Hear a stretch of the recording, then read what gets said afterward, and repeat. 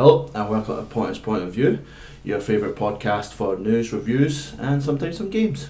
But as always, I am joined by the handsome one, Fraser Doig. I'm telling you, I'm going to nail those intros while I stage through. Of anyway, course. What's this, episode 26 now? It's episode 26. Wow. We have Dark Phoenix. Yeah. We both went to see Dark Phoenix. Yay. And we have Goodfellas, the movie you chose last week. Yeah. But as Good per film. usual, we also have news, so fire away. As he says classily as he drinks his juice. Anyway, it's come to our attention. Oh no, sorry, listening's wrong. You're a fan of the Kingsman series, eh?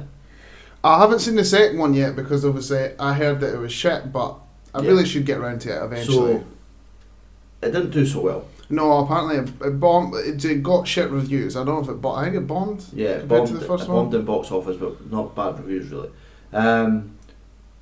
Does that warrant a prequel? Because that's what this bit of news is for. We're getting Kingsman. The Kingsman. So it looks like it's about. Well, apparently it's set in World War II. Yeah. Yes. Especially, I think this is a good idea. Especially if the last one folk didn't like. Especially because I know some plots about it. I know that obviously Colin Firth comes back even though he dies in the first one. Whatever. Yeah. So I know that they obviously were going for like a silly thing, but I think it's a good idea apart from Tal Edgerton not being in it. Yeah, it was like the main focus of the first two films, and he was really good in them. Really good. And obviously he's doing more and more stuff now. So I think that not having him in is not a good idea. Not a good idea. Yeah. I just think that. But at the same time, it gives like him, it gives someone an opportunity. Mm-hmm. Because before that, I never knew him. Did you know him before that? I saw him for a couple of things. Yeah, I've never noticed him in anything until this, and now I'm like, oh, he's actually really good. So hopefully it does the same for him. Yeah. We don't know, besides the bit of the World War news, Set in World War II. Yeah, that's really the only. Apparently information it starts filming at the start of 2020. It's directed by James Bond again. I'm sure it's the same guy, yeah. I've got hopes for it. The second one was a bit cheesy, but the first one was really good. They're meant to be cheesy though. That's what I think a lot of folk liked about it. I just think that there was levels of ridiculousness that you can go. Again, I really should watch the second one before I comment anymore. It was really good. I won't go in next year, I've not seen it. Second bit of news, for some strange reason, Avengers is re-releasing. This is not a strange reason. They want to be Avatar. Yeah, but the strange part about that is, like 2-3 weeks ago, it had been released that they'd beaten Avatar, but now they've not beaten Avatar. They've not beaten Avatar. It makes no sense though. They beat Titanic. No, I know that, but I specifically remember sending you stuff saying they've beaten Avatar. Now I don't get this. So is it like 100 million away? I don't know how close it is. I think that they're obviously doing this to beat Avatar, but apparently there's going to be extra footage at the end. Yeah, I like this. It's not like extra footage during it. It's extra footage at the end. So I love that they've done this. Like, you cannot see this unless you pay tickets to see the whole thing and see the end again. Would you do it? Yes, just so it could be Avatar, because I hate James Cameron.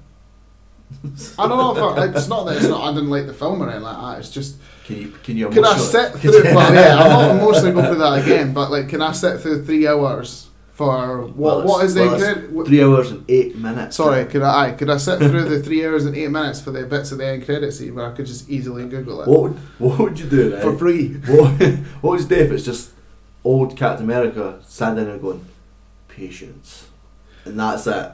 I mean, what it could be worse. What if it just says it doesn't have any in it? It just says Avengers will return. Oh my god, that'd be the worst part ever. What do you think it is? It has to be Spider-Man Far From Home stuff. You think so? It has to be. Can't be much else unless it's some news about fucking. I'm curious to see what the end credit scene is at the end of Far From Home, and then it might intrigue me first. But I'm not going to go again. I'm just going to Google it. Yeah. When I find out, I'll just Google it. Yeah, well, when's it? It's the 28th it comes back in a re-release. I think so. Maybe it's about a week before Spider-Man. If that. I think Spider-Man's on the 4th of July. I think so. So that's maybe not about a week. Yeah, get it. I don't know. Nah, I'll go see Far From Home, and if it's I'm going to see. That's a guarantee. I'm going to see Far From Home, and then I won't. Then Marvel are going on a nice little break until they have the presentation of what they're doing next. Kill all about they're going in 30 days or something. They're going to Hall H. Aye, but they're going to announce stuff, but they're not. Yeah, but it's like, hey, we've had this in production for a while. No. There's probably the end of 2020 or 2021 is the next time we'll see another Marvel movie. Feige's pulled at his arse. He's like, here's Fantastic Four for Christmas. If you say so, man. They're mostly going to take a break. But what's a break to them? Like a year. What, next year? Mm-hmm. The same time that Spider-Man, the same time as Avengers came out is when we'll get, and I personally think the first one they're doing is Black Panther 2. Doctor Strange 2. I think it's Black Panther 2 before. Because they're trying. I mean, we'll talk about this when they do have their presentation. Yeah. But I mean, if so who do you think the main three's going to be? Mind you, we had Captain America, Iron Man, Thor. For their Phase 4, do you think they're going to use what's there or bring in new people? No, it'll be Captain Marvel, Black Panther, and Strange. Sounds good. Or Spider-Man. I watched. They've released. Sorry, just to transit into Marvel stuff, but they've released more like clips from Spider-Man. I'm not watching anything else. I'm not watching anything else. It's one of those things where, like, see where a video on YouTube just plays, but it's not actually playing. Like, you know what I mean? Yeah. They've started doing that thing. Yeah, now, okay, turn off and swipe away and stuff like that. I'm like, I'm not watching that. Fuck that. Moving on. Yes, I think you should take this bit of news because your reaction to it was quite funny. It is funny, right? So recently, EA were at something that was in Britain. I can't exactly remember what it was, but it was a summons in Britain about loot boxes. Yep. I mean, that age-old horrible thing, that cruel thing that's been hanging over the gaming industry for quite a while. But there's one thing that came out that is incredibly funny. It's funny from an outside perspective, but when they were EA called loot boxes surprise mechanics.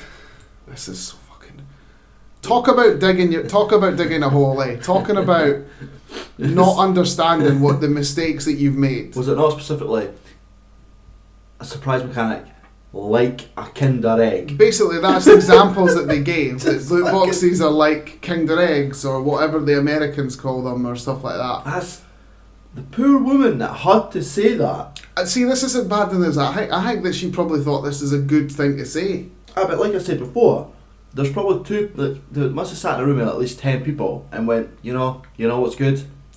Let's just say they're a surprise mechanic. Yeah, that's really a nice work. Kid-friendly sentence for surprise. Loot boxes.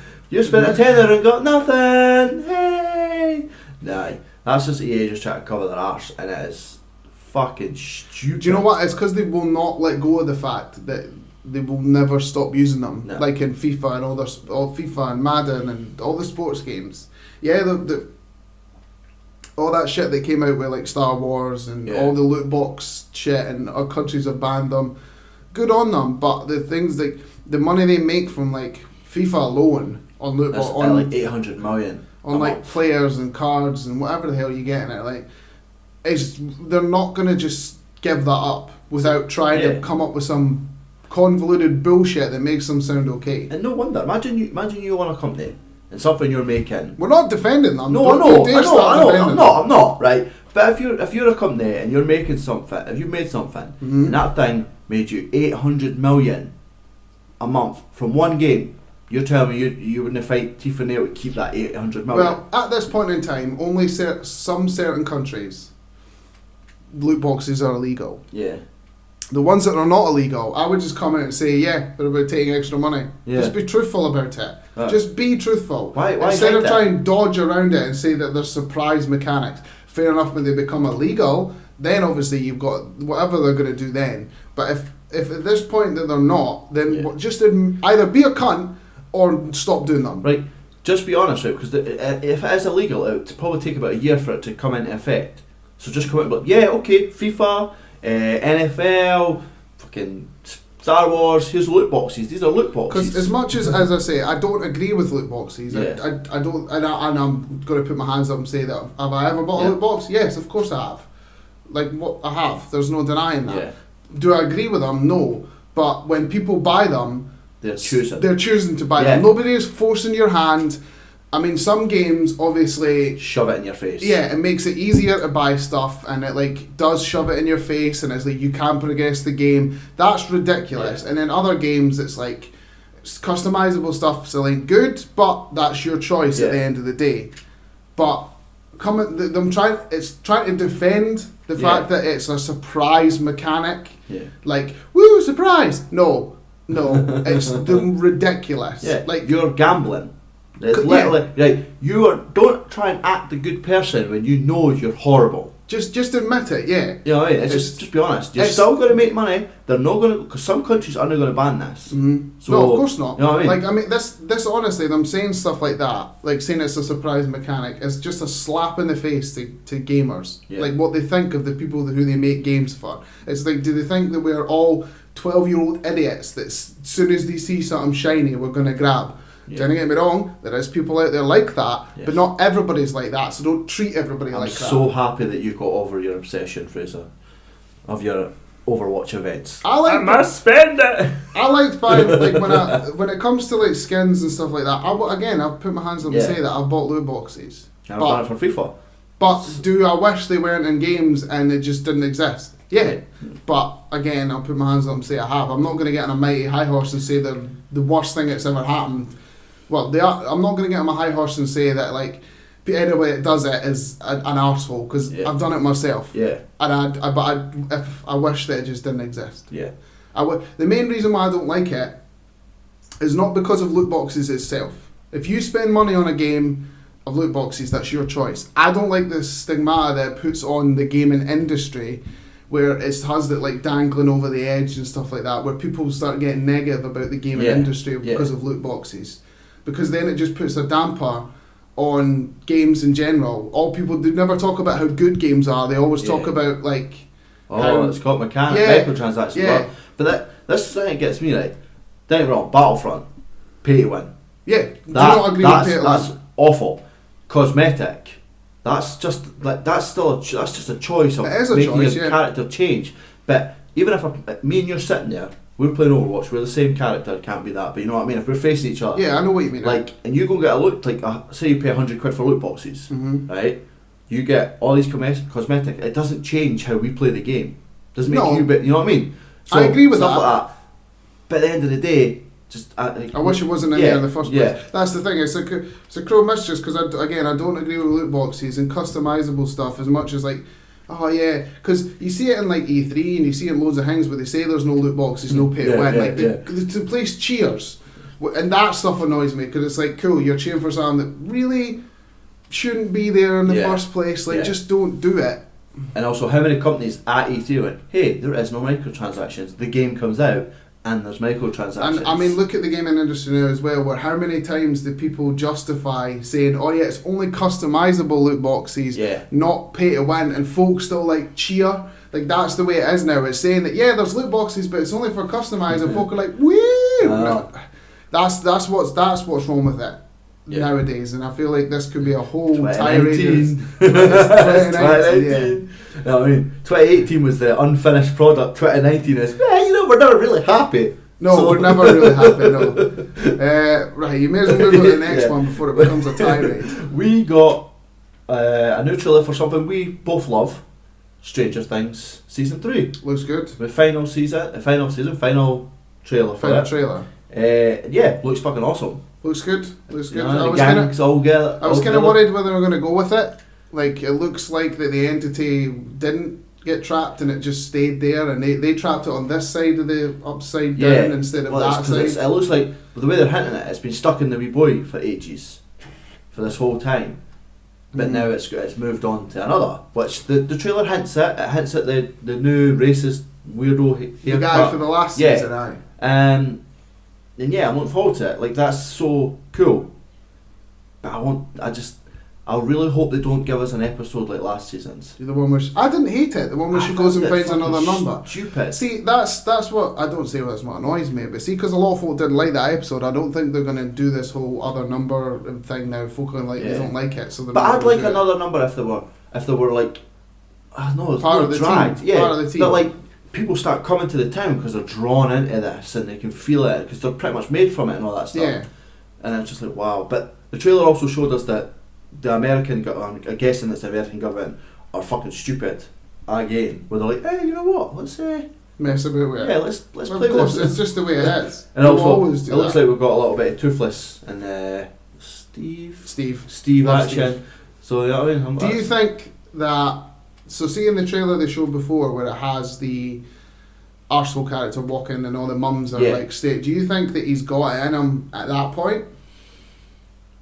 Do you think he's like going to start infecting other people, or do you think it's just going to be him? Because you know when they're all like standing facing an enemy, Yeah. it's his voice you hear saying like, "Oh, first we're going to kill you, then all your family, then Yeah. everyone." That's his voice Yeah. that you hear. So do you think that he's going to start infecting other people, and it's going to turn Yeah. into some weird? I also see the way the trailer was doing it. Mhm. I thought, remember the sheriff, the mum, and the other, I guess the other mum. Yeah.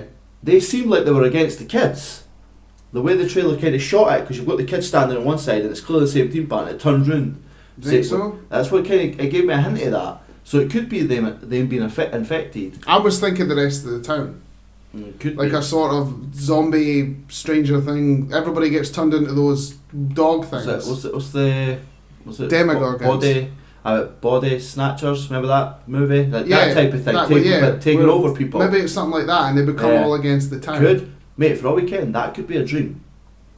That bit where he's walking down past through the water. So this is in his mind. He's super cool. No, He's I hot. still think that the other parents. Oh, they want to fuck up. because of like in the last season, the They mum were, was yeah. like a bit obsessed. I think they with will it. fuck in this. You think so? Yeah, or at least not see it, but they'll be like a shut door, and then. I just obviously- want to know if he has the thing in him at that time. I don't know, maybe. It's a good thing for it to go to an arsehole, because he is an arsehole. So hopefully we can see him gets heat chopped off, and hopefully it's the young black kid that cuts his head off. You know Is what I mean? it how like Steve and that? Where do you think his character's going? Because obviously he's not with That last Nancy. bit. Yeah. No, he's not with Nancy. He's still with the guy who's in Yeah. the haunted how to hit X-Men Yeah, movie. yeah. How do you feel like? What is he? Is he going to keep on with the Well, bromance? he's got a bromance all that. Yeah, but is it just going to be that again, or are they going to do something else with him? Like, I would love if he saves the day out of everyone. Yeah. Like, fuck everybody else. Steve should save the day because he's great. Yeah, definitely. Is he not working in the restaurant as well? Or He's in the mall. The Aye. mall, yeah. Is he with Toothless working there, or is it just him and like Nancy? It might be and the other two of them guy? together. I don't know how old the kids are now exactly. Yeah, like, I'm not following the timeline. I'm just like, okay. I know it's set in the 80s. Aye. What was the last one set? What it's set? This is late 80s, I think. Aye. I really need to watch them again. Don't have time. Nah, too much. Don't even remotely have time. It's out in like a week. Yeah, so and hopefully they chuck the whole season out and just give us it. yeah, let's see what they're doing Because now. with some things you have to wait a week. Yeah, I hate that. Netflix, that's not why I buy you. I Mhm. buy you to watch something all at once. Back in the day, like I used to miss it. Now I'm like, no, I don't miss it anymore. Just Yeah. give me it. Just give me it all. 2019, never happy. Anyway, moving on. I think that's it for news. Yeah, that's it for news today. So, we're moving on to, could you say the best X-Men film ever? Well, we both went to see Dark Phoenix because this is, well, I don't really want to. You dragged me to see Dark Phoenix. I feel like we can sort of say that because It was my birthday. And you're disrespecting my birthday time. for Dark Phoenix, I will. Right. Shocking. Right. Well, I mean, what's the story? I regret doing this because you suck every time. But go, what's the story? Jean Grey gets a power she already had in a previous film. Mm-hmm. Somehow goes mad. Mm-hmm. Charles Xavier's a douchebag somehow, but being a really good guy. Mm-hmm. Mystique clearly wants to be in these films, so she dies really quickly. Maybe not. Who knows? It's a bad film. The fucking trailer tells you. Too fucking late now, right? Too late now. Who cares? Anyway, moving on. And it all comes to a shiny dazzler party. There we go. Cool. The trailer That tells was you. bad again. Yeah. No, that wasn't that bad. The trailer tells you. Is it as bad as you thought it was going to be? No. God, no. It's not the worst X-Men film. It's pretty bad, but it's not. Yeah, but it's not bad because it's bad. It's bad because it's boring. Right, yeah, but that's true. I mean, okay, so it's better than X-Men Apocalypse. Yes. And it's better than X-Men Last Stand. Yes. And it's better than X-Men Origins Wolverine. Yes. But that's it. Is it better than the Wolverine? It's a bit on par. Yeah, yeah. Wolverine is not that good. Yeah. It starts off pretty good, but then he loses his metal and it's not that fun anymore. And then he does, and then old Chinese man, like that. There you go. That's the story of Wolverine. So yeah, it's definitely better than those films. Yeah, but like you said before, nothing really happens. Yes. Stuff what everything that happens is really seen in the trailer.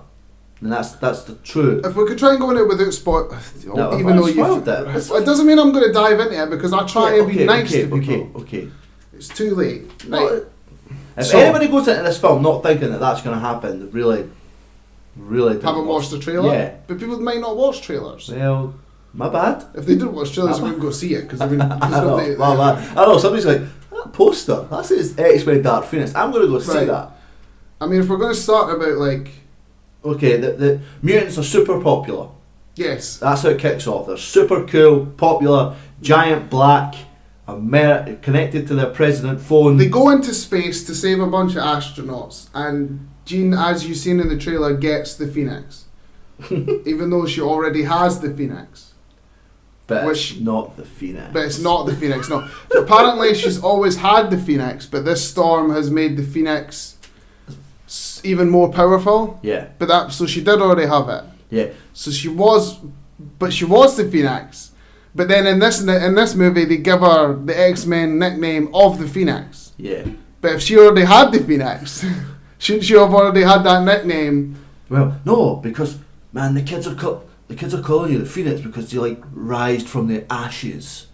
But if she already had it, literally a quote for the film. But if she already had it because the people, she had the power. Yeah, but no one had named the power. But because she rose. But do you not think they would name the power because when she beats Apocalypse, it's in the shape of a phoenix? I know. But this movie doesn't act like they've done that.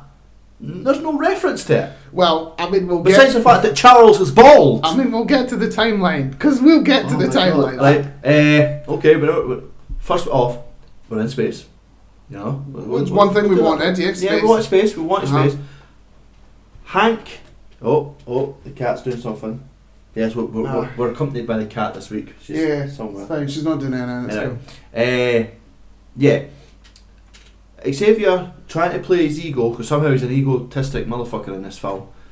But he's actually a good guy, but they make him out to be evil. We'll get to that. I have to let the cat out. Yeah, you let the cat out. But like, they play it to a point where he has to. Oh, where are you going now? Yeah, it's fine. People understand you've got pets for it's episode 26. Yeah, I know.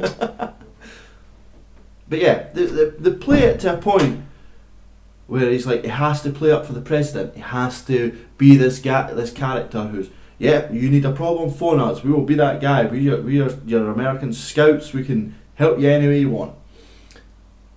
But it doesn't think about the safety of others. It simply just knows, I must do this. And it just continuously, it seems like a thing through the film, that it acts like this. So yeah, because he's not thinking about the safety, he asks Hank, can the jet get us there? I'm back. He's back. Right, sorry, he's back. But they realise... You love your cats, don't I do, but they're annoying, the cats. But like Hank turns around to him and goes, it can't go there. And you know, Charles is like, just do it. Yeah, but at the end of the day, it does go there and they have no problem. Yeah. But then, okay, they need to stop the ship spinning. Right, can we talk about that? Can we talk about... What, you talk how Storm... Super wheelchair... We can talk about how Storm could use her powers in space when there's no atmosphere. Yep. Also how Scott has like a secret wee room that he uses... Oh, that's pretty cool, I like that. Yeah, it's cool, but there's no reference to it beforehand. Well, he just drops down and he's got a gun. Like, you would do that. Because what else is he going to do in space? Like, really for far away? Why do they only care about putting helmets on at the last bit? Because Nightcrawler and Quicksilver go over and pick up the people. Pick them up. Mm-hmm. Right? There's no helmet. But because they're in and out in a second. Are they though? Yeah, in but space. when they go over with Jean, Nightcrawler puts a helmet on, but Jean doesn't. But she can't breathe in space. She's just a human. But she can in this film, it seems. Well, she's got the Has Phoenix, she not put the a Phoenix. Has she put a bubble over her head? Well, you don't see it. Yeah, That's okay. not like. But there's stuff like this where there's just little. And then when she gets the Phoenix, and then like we said before, where she gets controls it as the thing hits her. Also, as as they call it, the flare hits the ship. She sees it. She sort of moves it towards her, so she gets all the energy. But then later on in the film, it was drawn to her. So, I mean, action sequences as a whole, because the performances of like Fassbender and McAvoy are good. Yep. And I mean, even Nicholas Hoult. Yeah, the performances are all right. Even Jean, what's her face? Sophie Turner. Yeah, even she is better than what she was in Apocalypse. Yeah. Because a lot of it hinders on her, but the script and the way that things are laid out is just ridiculous. Yeah. Like the things that they do in this could have been easily solved on so many different levels. So, I mean, Magneto, one of the best X-Men characters, one of the best characters in that universe, does nothing in this movie. Does absolutely nothing. He's on an island, he's on his Genosha. Yep. They don't call it that, but that's pretty much what it is. And then,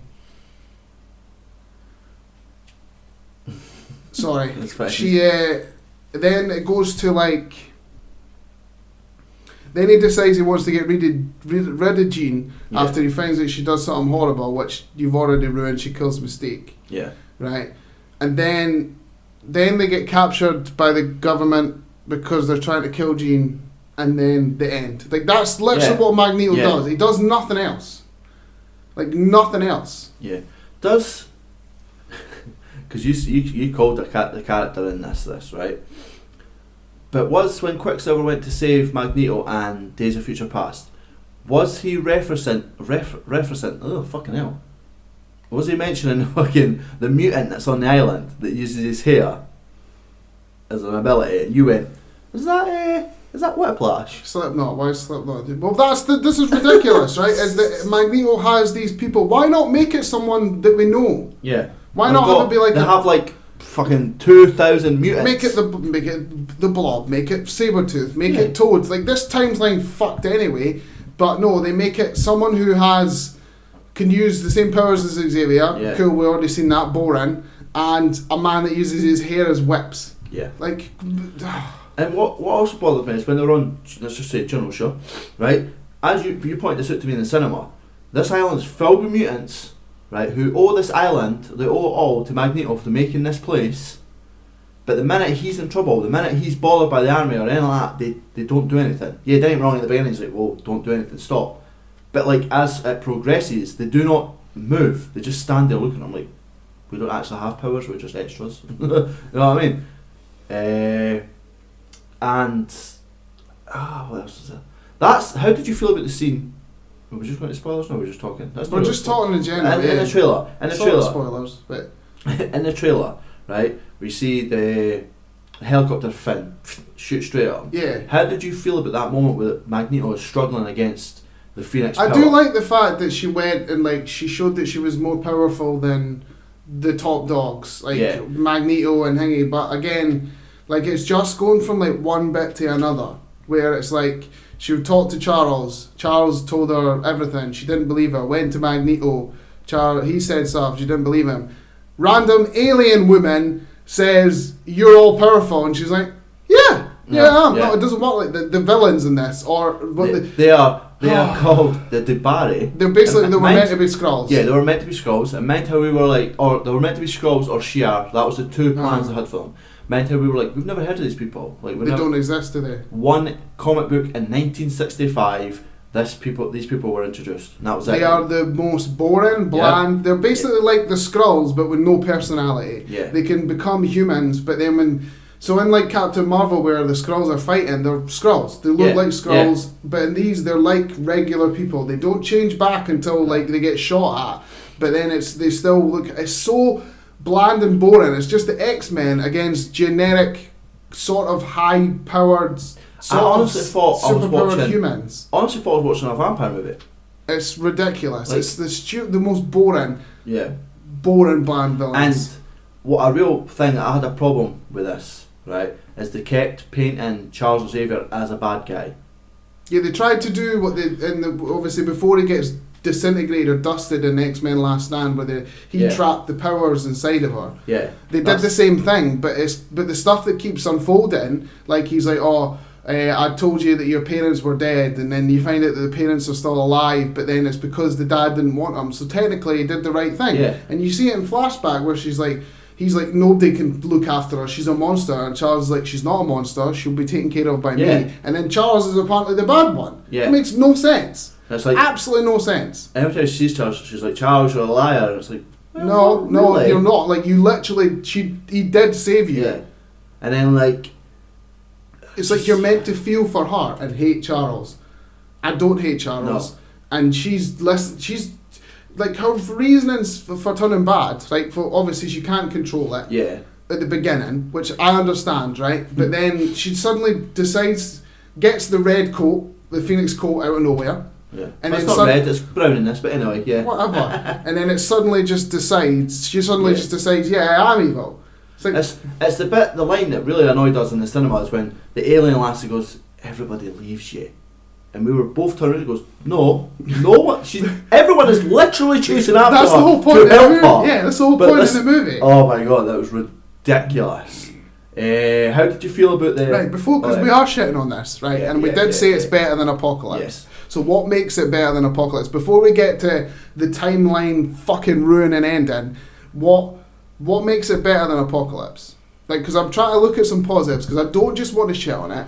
Yeah. Like you've said before, like the main people, besides Jennifer Lawrence, they're alright. Well, Jennifer Lawrence doesn't do anything, because again, she was there for a paycheck. She was there just to die. Yeah. Like basically Han Solo and Force Awakens. They were just there to die. I feel like she honestly just turned up, did that scene, did a 5-minute scene, jumped in her car, still blew and fucked off. Because I still don't. I love Nicholas Hoult and I think he's great, and I like Jennifer Lawrence, but I didn't even feel for the relationship in this movie because there's not enough time. There's not like you said before. It's like every X-Men movie kind of makes you try and forget about the last X-Men movie. Yeah. So I didn't feel for Beast when she died, but it's weird. Like I did a little because Nicholas Holt's a decent actor, but I didn't feel for it in the way where he would suddenly forget everything he's ever known and join Magneto, who's a bad person technically. We would never do that just because of her. And like they said that, for instance, we're trying to make it better. Even though we were introduced to Angel and Psylocke in that film, and they suddenly just disappeared off the face of the planet. Do you like Scott and like Jean's relationship? Yeah, do you like their? I think it's all right. It's a good starting point. It could be, but it's at the end, so it's kind of like those. You know, I've never seen that much of it. It's always been like, it's like they've obviously been dating and going together since the gap between Apocalypse and now, and then you're meant to believe that they've, instead of showing us the relationship, you're meant to just believe that they're deeply in love. I liked Cyclops' one redeeming moment in this where he pretty much says, if you touch her, I'll fucking kill you to Magneto. Right. And I was just like, nothing happens, but I was like, what? Okay. It doesn't sound threatening at all. It's like, I don't find you threatening, but that's good for you. It's alright. Let's see. The fight scenes. I didn't like the one at our house. Is that the one in New York? At our house. At the alien woman's house. No, that I did like. No, oh, you mean at her dad's house? Yes, I didn't like that one. I liked the one where they're trying to get to the house, but if you think about it, it's literally just a game of that frog game where they're trying to cross the road. Because that's all they're trying to do in the head is they're trying to cross the road and none of them can get across the road. Yeah. I like that scene. I don't understand why they wasted Quicksilver in this film. That is a waste as well. He gets like... Because don't get me wrong, they've overdone it. But I liked... He gets Charles Xavier. Yeah. Have you noticed that? In this, because you know in all the X-Men movie, Charles Xavier is super powerful, so they come up with an excuse so he's less powerful. Yeah. Well, Quicksilver got Charles Xavier. And then somehow he's just carried away. And then you never see him again. Bye! It's just what a waste of a character. And he's one of the best ones. He's literally... The boy, he's even coming out, he said, he loves comic books, he loves this type of things. And just a waste. Yeah. But I liked, like you said, it's like the frog thing. But I liked the fact that, again, Magneto is pretty much puffing his chest, pulls, like he does the scene in New York, right, where he pulls the train out and he drags it in the house. Well, just like, yeah, I'm bringing a train with me. I liked that. I liked that he was like, yeah, I'm here to kill you, I'm going to beat you. I like that, yeah, because you got to see everybody's powers sort of individually. They were all using their thing. I mean, I think that Storm could literally only does lightning in this, yeah, which is annoying. I love Nightcrawler. But he got one redeeming moment in this. But he got because he was meant to be like this wimp who just teleports, but then he became this badass which made no sense because he was already a sort of badass. Yeah. I loved the bit when Jean made Charles walk. As stupid as it looked, I thought it was really good. Because that's her again. She's like, I'm better than you. Yeah, exactly. Walk to me. Yeah. And I'm just like, what? That bit's great. If obviously like I wasn't annoyed about the fact that like she suddenly just switched to like a bad and listening to this alien. I'm trying I did like that fight where you got to spend everybody's individual powers. And I liked the train sequence. I liked the train fight. Yeah, I thought that was really good. Especially again, Nightcrawler. It was a bit of a quick shift. They kind of used a half off comment from a guard saying, "My kid thought you were a hero." Blah blah. And he tries to save him because the guard tries to save Nightcrawler. It's one of those moments, and he just kind of loses his nut and picks up knives and starts killing everyone. So it reminds you of X-Men 2. But it's the fact that we get 5 minutes of that. Not even 5 minutes, like 3 minutes of that, and that's all we get. Yeah, and it really annoyed me because he's such a cool character. I loved Magneto's bit because he was doing the rolls and then throwing stuff and all that. And the only bit that annoyed me about that was, you know how he crushed. There's a bit in it where he crushes the train with like, well, there's aliens still inside it, and then makes it fuck off. But then when the big lassie comes along, he pulls like every gun off the wall to shoot at her. Why not just step back and crush that one too? Yeah. And also, clearly the guns do nothing against these weird. Unless it's a Gatling gun. It's weird. Like they got superpowers? Are they not? Are they just aliens? They've got weird twisty.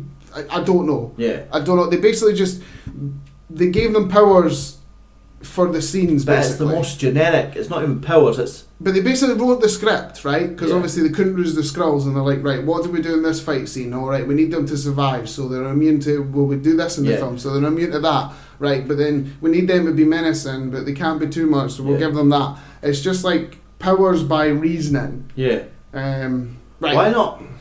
Why not have these characters that do not have powers when they come to Earth take over mutants? Or have them just be aliens. Yeah. Or just go full form, run through cunts. Don't have them designed as people. That annoys me. What annoyed it's just me? Generic people. We have not done this well because we tried to not shit on this. Yeah, I know. It's still not the worst film. No, it's not. It's the worst film. It's got its moments, but we'll have to point out like all the shitty little flaws.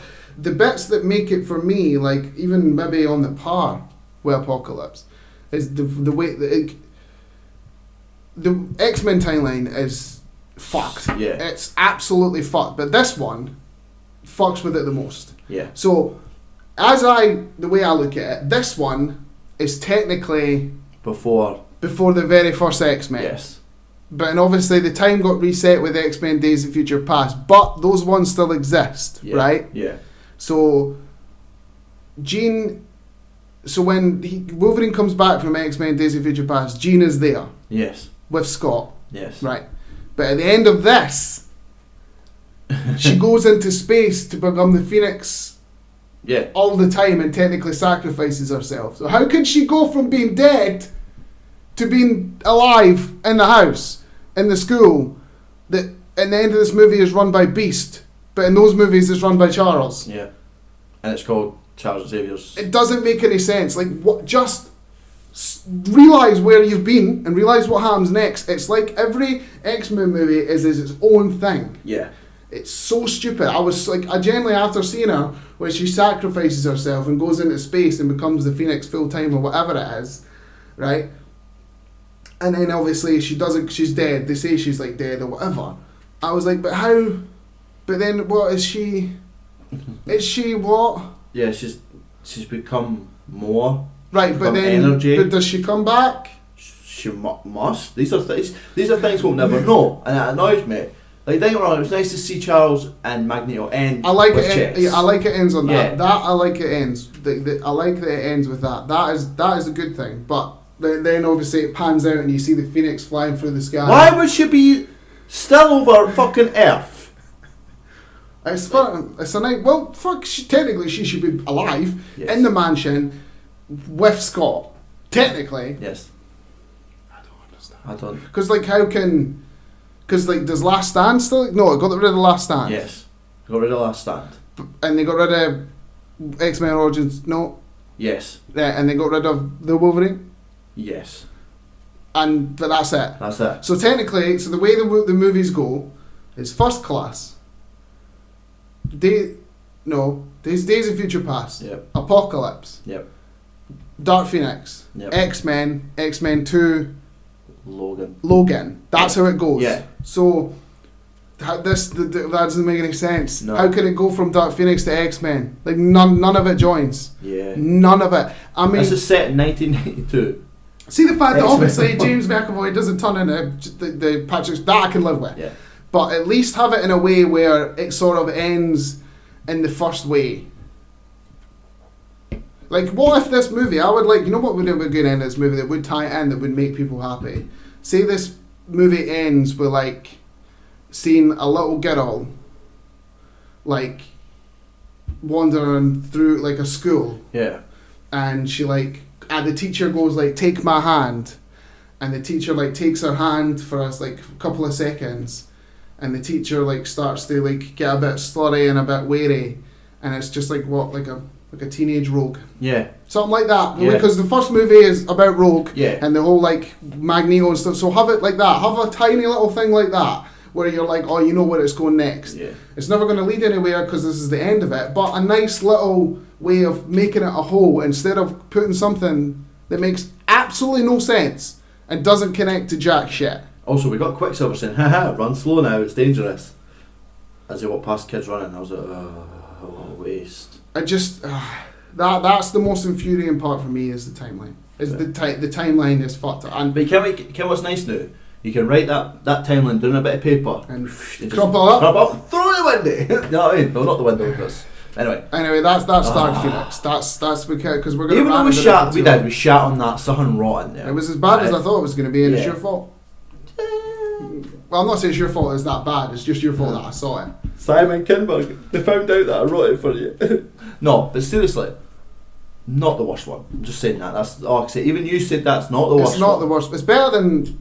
I'd say it's on par with Apocalypse. Yeah, but it's par, whereas Apocalypse is bad for being bad, where this is bad for, even though it's convoluted, it's quite boring. Like, nothing really But it ain't happens. as bad as The Last Stand and No. and X-Men Origins. Like, But nothing. at least they used hundreds of fucking mutants that you can't.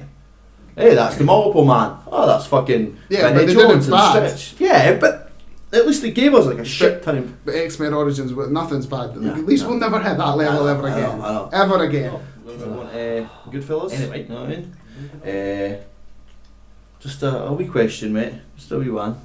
What's the story? Well, you picked it, so you should answer this. But I did Dark Phoenix, so what's the story, Fraser? All right. And also, I suck at it. Yeah, you do. You do suck at it. Henry Hill is a Irish Italian who wants to be a gangster, and it goes through his life, the ups, the downs, through gangster life.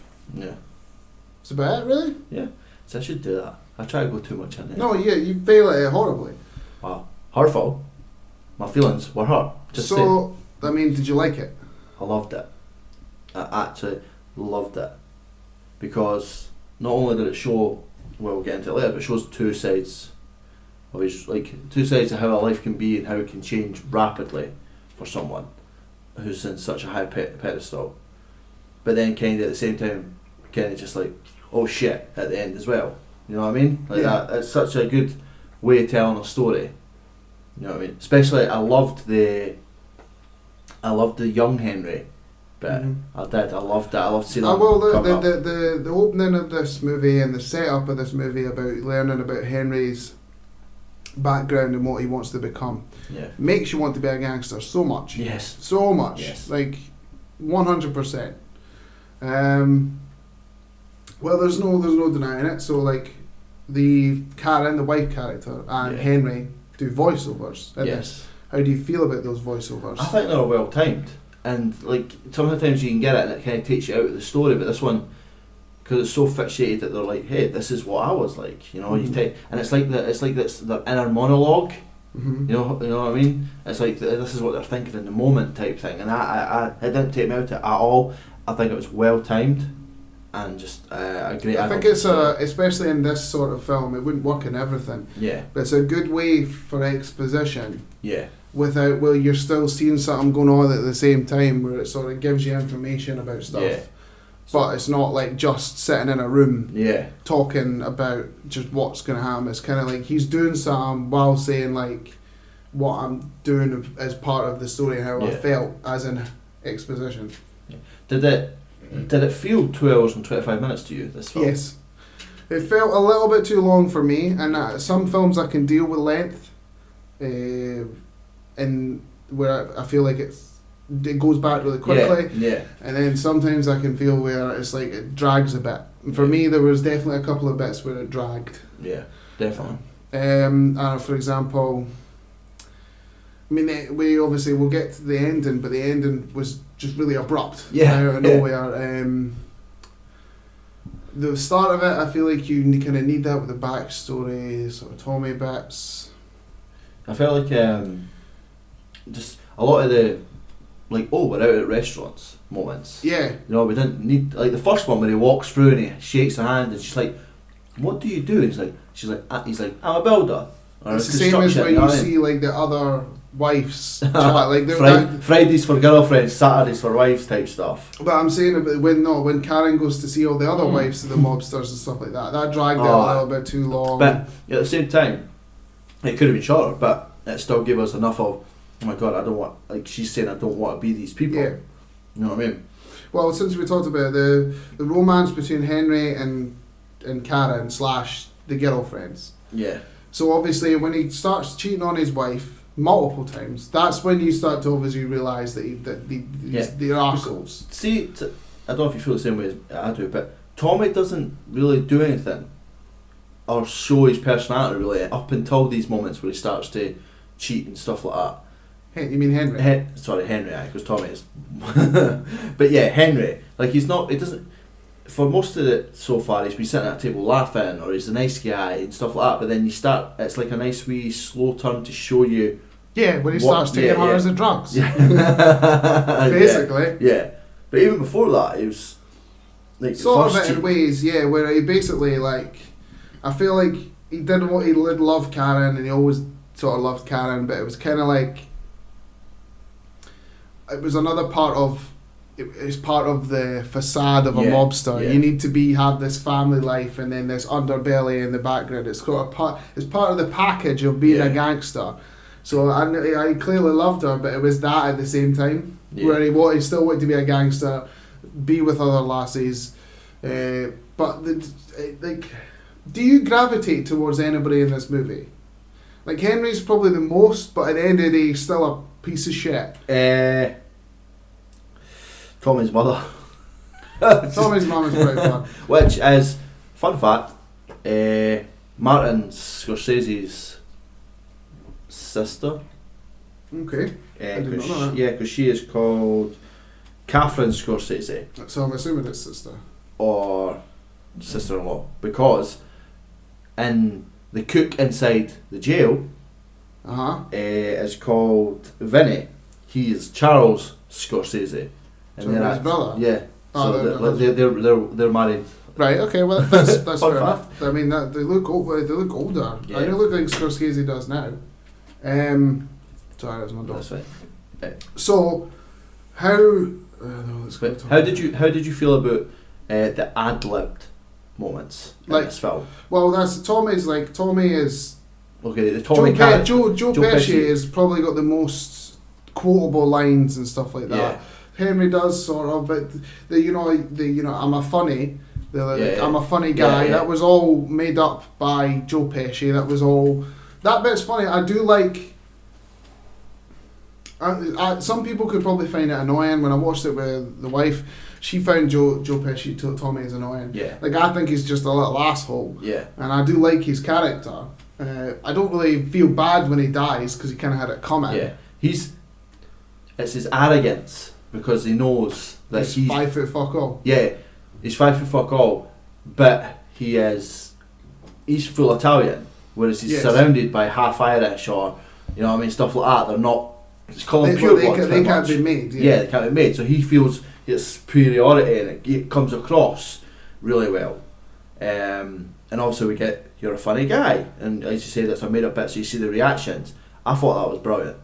Yeah, all the acting in it is superb. Yeah. Nobody is a bad actor in this movie. All of it is absolute top notch. For me, there's probably Pesci or Ray Liotta is probably the standouts for me. All three of them, probably. You know, De Niro, Ray Liotta, and Joe Pesci. Yeah, they're like the standouts. Even for me. Catherine and the wife, Karen. Is it Karen? Karen, yeah, you're right. She's their four are like the pinnacle. If I had to pick one, maybe De Niro, because again, like Joe Pesci doesn't last right into the end. All right, well, we talked about length, we talked about actors. I did like there is some sort of light-hearted moments in it. Yeah. With, you know, the mum where they take the body and they end up staying for dinner. You know that's ad-libbed. See, the bit was like, I'm going to take this knife. And she's like, why you take the knife? And she's like, oh, because, you know, we hit a deer and it's, what's it, paw? Is it hoof? Is it that whole bit, it's ad-libbed. That's good. I also really know that obviously this is sort of based on real characters. Yeah. Like it is, but it's like the story doesn't go exactly out. Yeah. But the one that Robert De Niro plays when he was on set, when he's like putting ketchup on something, says, "Oh, well, you like ketchup?" He's like, "Oh, how did he use ketchup?" Yeah. And he found out that he rolled it, so that's why he does. That's why he puts ketchup on it weird in the movie, because that's what the real Jimmy did. Do you know the real Tommy was taller than the other two main characters in real life? That's Joe Pesci for you, though. Is it? You can't really think of that playing anybody else than Joe Pesci. How did you feel about the side characters? You know, the Paulies and all those type ones. Like, what's his name? The fucking Morris. The white guy. Got on my tits. Hey, you got my money. You got my money. I like the side characters are great. The one thing I liked about them is much like, obviously I didn't say the character got on my tits, not the actor. Is they're all memorable in their own way. Yeah. They never feel like just background people. Scorsese makes them feel like they're part of it. Even when, you know, when they're wandering around the restaurant. The restaurant, and you meet like everybody's name. And it's like Johnny says two things or stuff like that. Yeah, everybody feels like they're important. Like, even if they literally are just there for a scene, they still feel like they're part of the entire story. And I love that Scorsese does that. I loved, like I said before, how did you feel of the obviously we said it's a long film. Do you feel like it took too long to transition from nice, happy mobster, jail, needs drugs, to sporadic and paranoid mobster? I feel like the shift from happy-go-lucky gangster to the real seedy underworld was a good shift. Yeah. The shift from everything going to shit and him going to jail and the way it ends, it did feel abrupt out of nowhere. As obviously they had a length and they were like, we need to put this in, we need to put that in, we need to put this in. But we have to have like the end. So at one point, like when it gets to a point in the story, it kind of just transitions into like the end. Basically the ending scene of where he needs to where he's timing everything out and he's doing the voiceover, like, I need to be here and I need the sauce and this and this and this. That's like the lead up to the end, and I feel like that just kind of dropped out of nowhere after.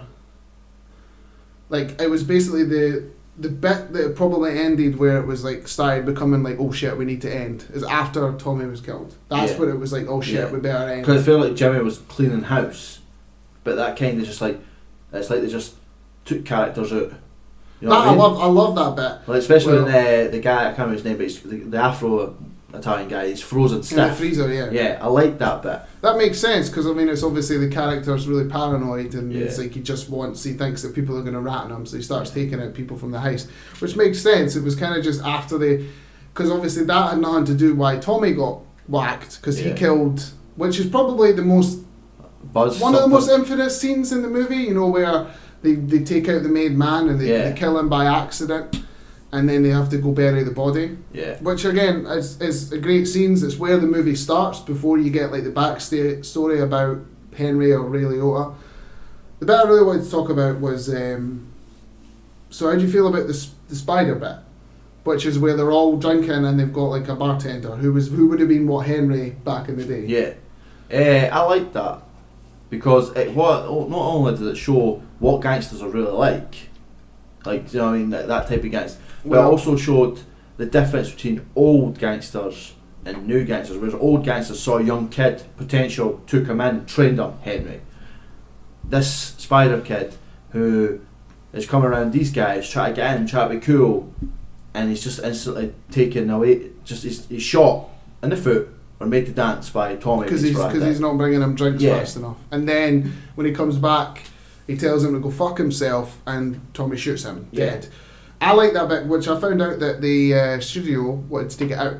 Yeah. Because it's too like vicious for a sort of character. They're sort of like not nowadays, but at the time they were kind of like we're meant to root for these people. It's meant to be gangsters, and the good guys don't do this. And Scorsese's like, well, they're not good guys. This is what I like about that is that yes, you like these characters. Yes, you feel some sort of rooting for them because of just you've seen their life story, but they ain't nice guys, and mobsters are never nice guys. Yeah. They will chuck their best friend under the bus. Yeah. To get ahead. Yeah.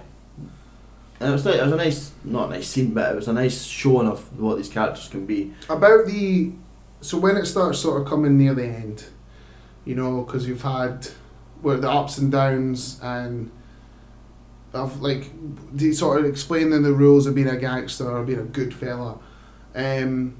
How the whole bit where it's like he's being paranoid and he thinks people are following him, to then him getting caught, to then do you think that Jimmy was going to whack him, like get rid of him? Yeah, I do. Do you think Jimmy was going to get rid of his wife? Yes. You really do? Mm-hmm. Because it was a nice to see. It was a nice switch between having from a made man turning his back on him, which is Paulie, yeah. turning his back, and that's it. He's cut off. Jimmy obviously can't stand by him because he's never going to be made. So he's kind of like, okay, let's get rid of him. That's Jimmy's way of solving where as you get rid of someone, it's much easier to get, because even at the beginning when you first meet Jimmy, where he's putting like, he says that he didn't bother about wax, it's just he didn't bother about hitting someone, like putting a hit out, because it's just business. What did you think was going to happen? It's probably a horrible thing to try and go into it, but what do you think if she'd walked in that hang, she'd have been killed straight away? I don't see. This is the thing. I don't know if Jimmy would have killed the wife. It depends, like on how. Yeah, but it seems a bit weird to be like, go in there, and it's I not know a shot. It's just two that's big what I mean. I fat think guys it sort of moving looks stuff. like it's going to be that, but I think Henry definitely. Yeah. But I feel like it's killing them for no reason, or maybe because he hadn't come out yet, or they were trying to get a hold of him, or they would have kidnapped her, or something like that. It just you never really seen it at any other point in the movie where they did something horrible to a wife or something like that. No, they always threatened a guy or a postman or just like someone on the street. It's not you never see them go that much into the movie. Yeah. So I feel like I don't think so. I think it would have just been like when you need to get Henry out. Yeah. So I mean, since we're on the bit of it now, like obviously Henry is caught he's pretty much fucked. Yeah. He manages to get out because the mum puts the house on. The whole ending bit, like where he basically goes into witness protection, rats on his friends, and then ends the movie as a smuck, because that's what he says. He wanted to be better than that. He wanted the respect, and the movie ends with him being just an average day-to-day guy. Would you prefer to see him die, or I know that it's obviously not. It's based on real life sort of situations, but I don't know if I'd like to see him die. Because I'd have been a bit of a sour note for a film that's many sour notes a in lot it. of sour notes, yeah. But I think it'd have been too cliche for, oh, he's been killed. He's a gangster, he's just a rat, he's dead now. You know what I mean? It was nice to see him. For him, it's worse to be in witness protection than dead. But just being an average smuck, as he calls it, like someone who just waits. As an average day. For him, that's worse. He loved the life. Can you answer this bit? I didn't understand it. That bit where he's standing, picking up his paper, and then you see Joe Pesci shoot a gun, and then it turns back to him again. It's just maybe the fear of. You will maybe always have that paranoia as well. True. How did you like the monologue bit when he walks off the stage at court and kind of just the third wall bit? Yeah. I don't know how I feel about it, because it's like having a monologue is fine, but literally breaking the fourth walls on a like camera to you it's not. I just feel like it wasn't that type of movie. I would have preferred another monologue in his head instead of. But then I also get what they were going for. Him coming straight to the camera. This is him telling the audience that like this is how it is. Yeah. There's no halfways, there's no bullshit. This is it. Yeah, this plain is it. Simple. Yeah. So I did like it, but I feel like it was. It's a bit of both. It's like somehow it's weird. It was too long, but then too quick at the same time. It's weird. The ending is very abrupt, and I mean, obviously, you kind of just. Obviously, I'd definitely seen it before, so I kind of knew where a lot of it was going, and I love the characters. I think it's. I mean. What, if we're going to give it, you got to give it your star rating out of 5. What are you giving it? I'll get a 4. A 4? Yeah. There's not many problems. I'm trying to think of like other gangster movies that if there's ones I prefer, because I'm going to put it in those categories. Obviously. Yeah. I think I'm going to give it a 4. Yeah. I'm going to give it a 4 as well. It's pretty good, except for small minor details. I'm curious if one of us ever picked The Godfather. See where that ranks on the scale compared to this. Alright, man. Well, the only thing I've got to say to you now is what you done lately. Not much, because obviously we've been doing these in quite rapid fire, these episodes. But obviously I've been continuing with Skyrim. Seeing that I've clearly broke my game with mods, which I've been told I really shouldn't have done, but seems I've done it because I can't hand missions in, so restart, come back as a giant cat man. Other than that, I started NCIS Los Angeles again. I thought you were watching doctor shows or something. I was watching Elementary. Oh yeah, that as well, which has really intrigued me. But it's those two shows I'm kind of watching now. Okay. And Elementary is really fucking good. Like, I didn't think it was going to be that good, but I really like it. I'm glad you enjoy it, man. What about yourself? What have you been doing lately? I have just been bashing on with The Witcher and loving it. I'm definitely loving it. It's got its faults, like I said before, but I've kind of got a hold of the mechanics now. Yeah. I'd say I finished in Verin and I finished in Novigrad. I've got to go one Skellig, which if you haven't played. Yeah. I'm about halfway through, maybe. You say about halfway through? You're just at the. You're not even at the. Are you at the first DLC? No. That's for level though. That's for level. You've got the mission for it. Maybe halfway. I'm about level 20. I'm 18 now, so I'm nearly about 20. Yeah. I've got to go to Skellig. So I'm about halfway. I'd say definitely say we're halfway. Right. So yeah, because obviously you're not searching every bit of wildland type area, which you might do at some point, like every question mark and every tower. I've been doing like as much side quests as I can and doing the main missions when I can and finding out new stuff and going doing Witcher hunts and that. But I've been enjoying it. I love Do you understand the hype? I mean, I do. I understand why folk really enjoy it. I love the characters. I love the story. I love the in-depth storytelling. I love that there is loads of Witcher things where it's basically just it's like a little investigate thing, like Batman's detective mode. I love that. I love finding out information and helping out situations. But again, like it's not the perfect game, but I understand why there is a lot of love for it, and I'm definitely. I mean, I've played it non-stop, like since I've installed it and since I got past like the sort of but since I got past the sort of bit where I was kind of like figuring out the buttons. I was kind of like it was that comfort with controls. Yeah, so now I'm like really enjoying it. I know what I'm doing and what I'm coming on for to do like certain things and planning out and that. So I'm really, really enjoying it. So I do understand why it is considered one of the best games, but I can't give that until I've finished it and I'll do the DLCs. Then I'll give you if I firmly believe that it is one of the best games ever made. Yeah. Yeah. Definitely. Well, I mean, only thing left is I'm going to tell you what movie we're doing next. Oh yeah, you've got a choice now. It's your choice. So next week, we're going to go see. We're in between now and this week. We're going to go try and see Toy Story 4. So because we're going to go see Toy Story 4, I thought of why don't we do another animation film, because this is the most newest one. We'll try and sort of hold it up to one of the OG. Yeah. The ones that put them not on the map, but one of the ones where it's like one of the most top ones. So I'm going to go for Wall-E. Oh yeah. Good movie. Yeah, definitely. Good movie. No, I think so. That's what we're going to do. Hopefully Toy Story 4 and Wall-E. Yeah. So where can you find us? Yep, you can find us at of Pointless on Twitter, Pointless Point of View on YouTube and Instagram. And if you would, please leave a like, comment and share the videos. Gets us out there. I have been Callum. I've been Fraser. Bye.